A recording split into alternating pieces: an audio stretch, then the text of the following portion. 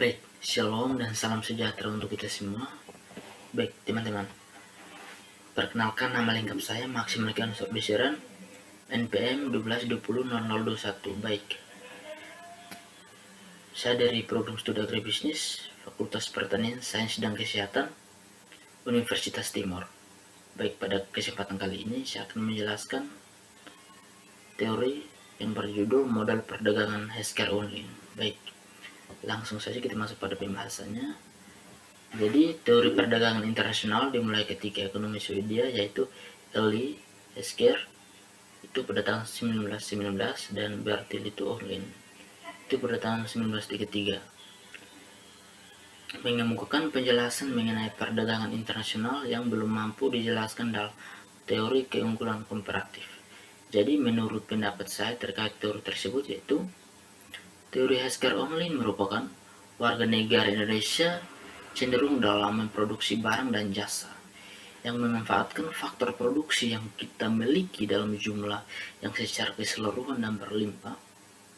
Sementara itu, mereka akan mengimpor barang dan jasa yang memanfaatkan faktor produksi yang mereka miliki dalam jumlah yang relatif atau sedikit. Dengan kata lain, negara akan mengimpor apa yang kurang dari mereka dan mengekspor apa yang kita miliki dalam jumlah yang lebih. Baik, yang berikut. Jadi menurut pandangan saya, teori ini sangat penting untuk dipelajari. Jadi teori ini ada beberapa hal penting yang perlu dibahas. Yang pertama terkait pola perdagangan. Jadi teori ini membantu menjelaskan mengapa negara-negara terlibat dalam perdagangan internasional dan mengapa mereka memfokuskan diri untuk memproduksi barang dan jasa. Yang artinya perbedaan dalam faktor produksi seperti tenaga dan modal itu merupakan motor utama dalam perdagangan internasional.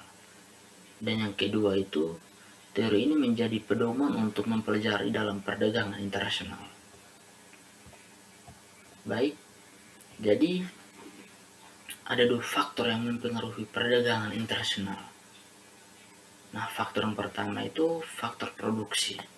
Merujuk dari jumlah dan jenis faktor produksi yang dimiliki oleh suatu negara, faktor produksi ini meliputi tenaga kerja, modal atau seperti mesin dan peralatan, dan sumber daya alam. Jadi perbedaan dalam faktor produksi antara negara adalah faktor utama yang mempengaruhi pola perdagangan, dan yang kedua itu perbedaan teknologi. Nah, yang terakhir, jadi terdapat beberapa keunggulan dari teori tersebut. Jadi teori ini memiliki keunggulan.